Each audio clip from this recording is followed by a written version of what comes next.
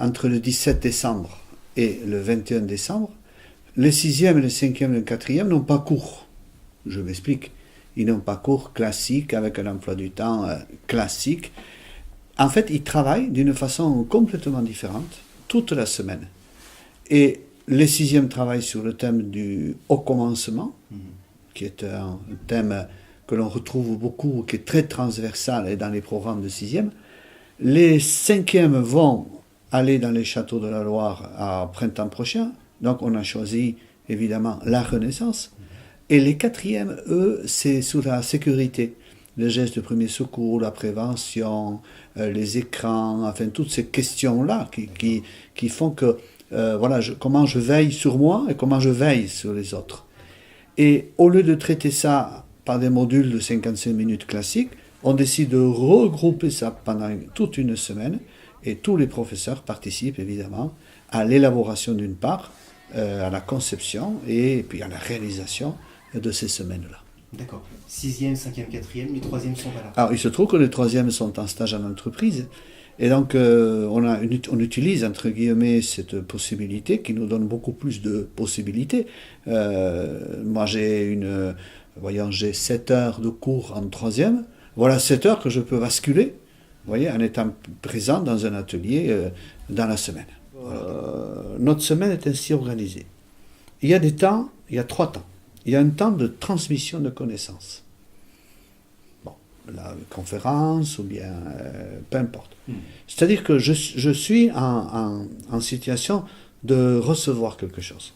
Le deuxième temps, c'est le temps de l'intégration, c'est-à-dire je fabrique quelque chose avec ça. Alors c'est du théâtre, c'est un atelier, c'est un plateau télé, c'est peu importe, enfin je dois le fabriquer, parce que le troisième temps, c'est celui où je dois transmettre aux autres. Ce que j'apprends, c'est pour les autres. Donc vendredi, effectivement, c'est le temps, c'est la journée qui est consacrée au partage de tout ce que les ateliers auront appris. Et ça, c'est quelque chose d'extrêmement puissant. Parce que le fait, dès le départ, que les élèves aient en tête, là, je dois apprendre des choses. Je dois les intégrer. Et je dois les montrer aux autres. Et je dois leur montrer ce que j'ai appris. Donc, d'abord, c'est un plaisir extraordinaire de partager ça avec les autres.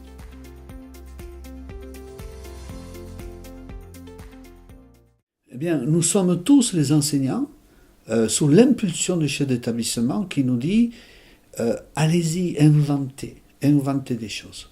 Il nous donne l'impulsion. Mais après, il ne nous dit pas comment faire. À nous de réfléchir, à nous d'écouter ce qui se passe à droite, à gauche. Donc cette responsabilité, puisqu'on va partir de là, et comment on partage une responsabilité, dans ce cas de figure, voici un chef d'établissement qui est vraiment dans son rôle plein, c'est-à-dire impulser, dire avançons dans le système, et cherchons, faisons des choses. Mais vous, les enseignants, vous savez le faire, certainement. Allez-y, osez, on travaille ensemble, et utilisez les possibilités que vous allez chercher des idées, et inventez, mettez en place. N'attendez pas qu'on vous dise comment il faut faire. N'attendez pas que le ministère vous autorise à faire des choses. Allez-y. Et du coup, voilà, une équipe enseignante qui se retrouve en train de réfléchir, de travailler. Avec évidemment, dans l'équipe, c'est partout pareil, des éléments qui sont très moteurs, qui ont envie, des éléments qui ont peut-être, qui appréhendent, parce que c'est normal, c'est tout à fait normal, parce que dès que l'on sort de notre cadre classique, vous savez, les enseignants, vous savez comment on est, hein, on reçoit notre sacro-saint emploi du temps en début d'année.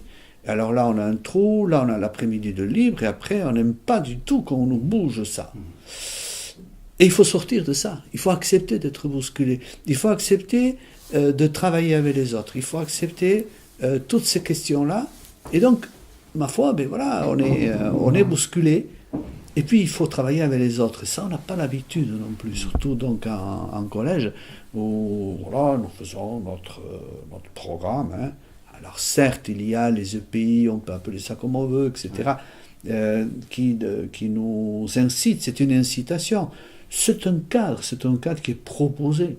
Mais il n'est pas, on a le droit aussi d'inventer.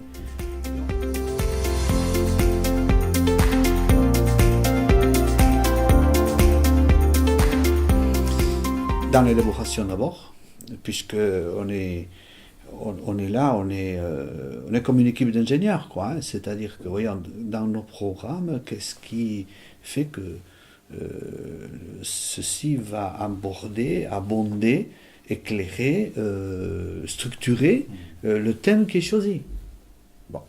Donc on a un travail vraiment de collaboration. On est responsables les uns des autres. On se donne des idées et on s'interpelle. Et toi, dans ta matière, là, tu n'as pas quelque chose qui pourrait... Oui. Bon. C'est-à-dire que, je répète, on n'est plus des applicants, qui appliqueront les directives, voilà. Non, on est en situation d'élaboration, un peu d'ingénieur, quoi, sauf la paye, d'accord, mais... bon, mais enfin, on s'autorise à être ingénieur. C'est-à-dire à concevoir et à avancer. Bon. Là, comment on est en responsabilité, c'est-à-dire qu'on veille aussi les uns sur les autres, c'est-à-dire, voyons, est-ce que peut-être un enseignant se sent plus fragilisé peut-être dans cette... bon, mais enfin, il y a une bienveillance, si tu veux, je te fais ça, puis comme ça, qu'est-ce que tu en penses, voilà, donc on est attentif aussi les uns aux autres, parce qu'on a conscience que c'était pas facile pour tout le monde d'aborder ça. Dans l'organisation de cette semaine, les mauvaises langues pourraient dire le chef d'établissement, est-ce qu'il n'est pas en train de vous donner les clés du camion et du coup de se détacher, de se déresponsabiliser?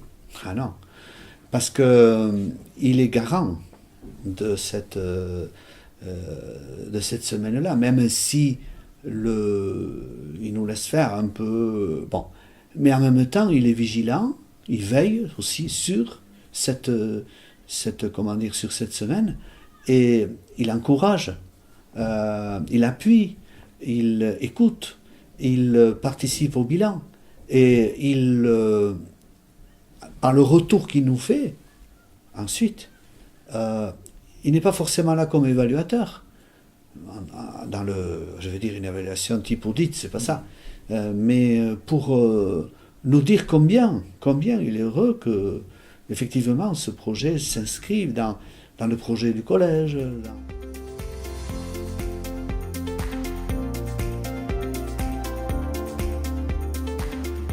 Donc là, on a un chef d'établissement qui impulse, sa responsabilité d'organisation pédagogique, en gros, il la remet à son équipe. Oui. Mais alors comment ça s'organise? C'est une assemblée générale où il dit à tous les enseignants il faut qu'on invente?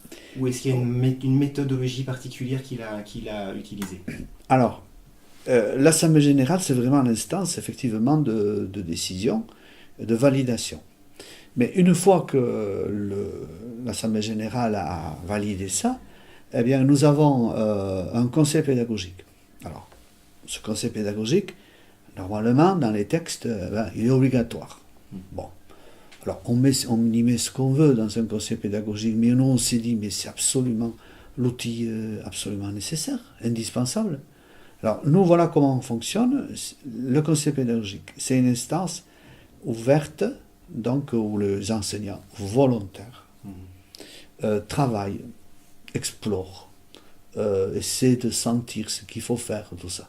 Mais ce n'est pas une instance décisionnelle. D'accord. Surtout pas. Une fois que c'est un peu une usine à projet, à phosphorer, une fois que les projets avancent, eh bien, on les soumet de nouveau à l'Assemblée générale, c'est-à-dire et au chef d'établissement, qui valide ou pas. Bon. Dans le conseil pédagogique, il y a le chef d'établissement. Oui, il est là. Quand il peut, il est là. D'accord. Alors, on se réunit régulièrement, quand même, pas très longtemps, parce que, bon, mais c'est régulier. Et là, on essaie des idées, on essaie certaines choses. Et là, la responsabilité des enseignants qui le souhaitent, eh bien, c'est de parler, de proposer, d'avancer. L'important, c'est de se sentir concerné. en se disant, mais moi, qu'est-ce que je peux apporter? Et le système, si on veut qu'il évolue, que ce soit l'éducation nationale ou enseignement catholique, et moi, là-dedans, je m'implique. Et qu'est-ce que je peux amener? Je m'autorise à amener quelque chose, non pas parce que je sais, non pas parce que j'en sais plus que les autres et que moi je sais faire, non. En fait, personne ne sait faire. Mais ce qui est certain, et c'est ce que je retrouve moi dans cette équipe, ici dans ce collège Saint-François-Xavier du Staritz, c'est qu'on s'autorise à parler. Alors les emplois du temps, qu'est-ce qui les a conçus? C'est les équipes. Chaque projet a un emploi du temps différent.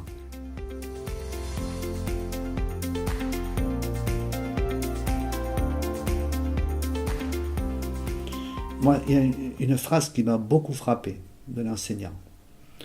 On était là, quand on lance des expériences comme ça, on a peur. Parce qu'on se dit, est-ce que ça va marcher? Et si ça ne marche pas, peut-être que ça va être complètement, un échec total. Et puis, il y aura forcément même si ça marche bien, quand même, il y aura des couacs. Forcément. Alors, qu'est-ce qu'on se dit? Et l'enseignant dit, mais disons-le avant, il y aura des couacs. Et on ne va pas considérer ces couacs comme des échecs. On dira, voilà. Il vaut mieux oser, se lancer, assumer des imperfections, des choses qui n'ont pas marché, plutôt que de vouloir quelque chose de parfait qui ne se réalisera jamais. Mais alors là, quand tu dis il faut assumer, qui est-ce qui va assumer? Nous, collectivement. Collectivement. On se dit, tiens, là, on n'a pas été bon. On n'a pas été bon. Mais ça, on n'avait pas vu. Bon.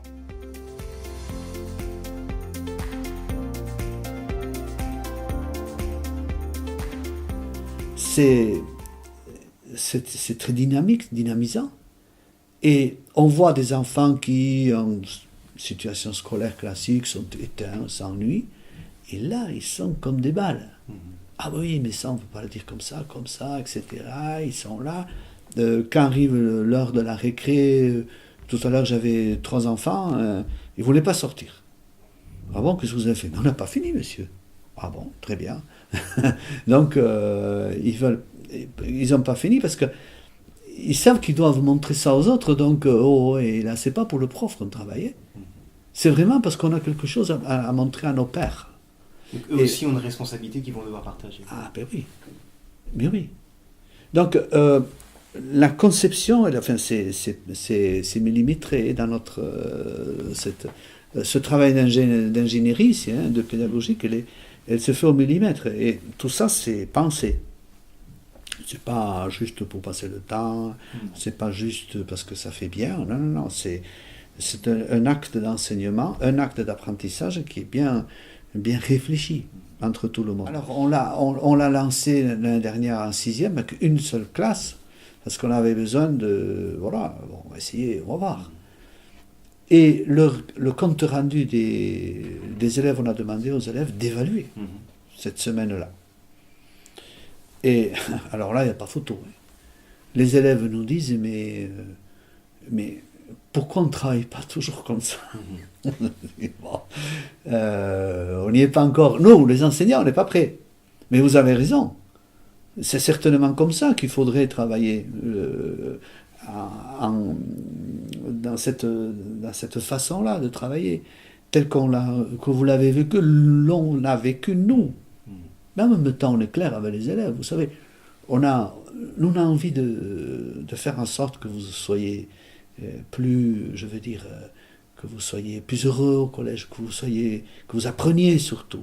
Attention, c'est pour apprendre. On est là pour apprendre. Alors on cherche. Donc on met nous aussi les cartes sur table. On cherche, et on va chercher avec vous, et vous, les élèves, vous allez nous aider à nous améliorer.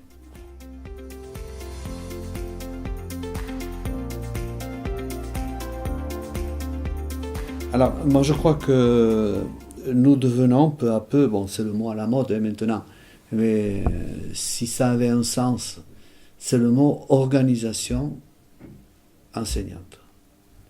Bon, c'est un mot que j'entends. Voilà. Nos équipes doivent devenir des organisations d'enseignement, d'organisations enseignantes. Mais oui, puisque ayant à élaborer des choses nouvelles, on est obligé de travailler ensemble, de se découvrir les uns les autres, de travailler ensemble, de travailler avec les autres. Il se trouve que, fort heureusement, dans l'équipe, naturellement, il y a beaucoup de bienveillance et de soutien les uns pour les autres, je veux dire, dans une semaine normale. Bon. Mais là, on passe encore un degré beaucoup plus important. Et je crois que ça donne sens à notre métier, et ça fait de nous des chercheurs. Et en se disant que le système éducatif, c'est à nous à le faire progresser. C'est à ce prix-là, je crois, que notre enthousiasme aussi se nourrit. L'expérience de l'année dernière nous a motivés. Les enfants nous disent allez-y les profs, allez-y, on attend ça. Et on a envie.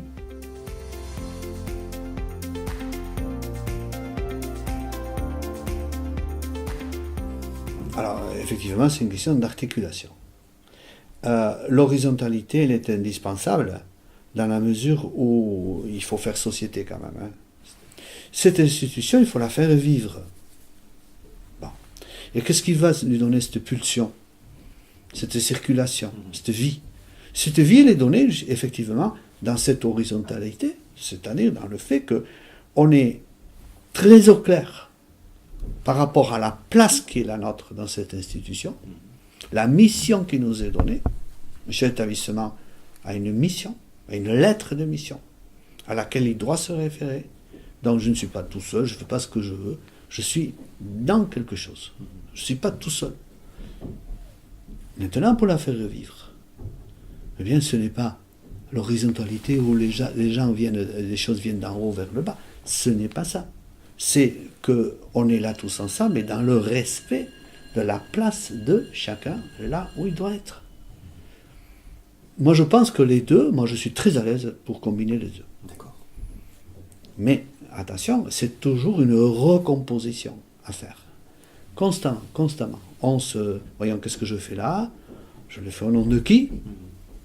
Dans l'enseignement catholique, au nom de qui on enseigne? Au nom de l'État, qui nous a confié, qui collecte des impôts pour nous payer, pour nous donner une mission. Donc, oui, je dois répondre de cette mission. Au nom de l'Église, qui nous confie aussi une mission. Donc, j'ai des comptes à rendre. Et ça, c'est important.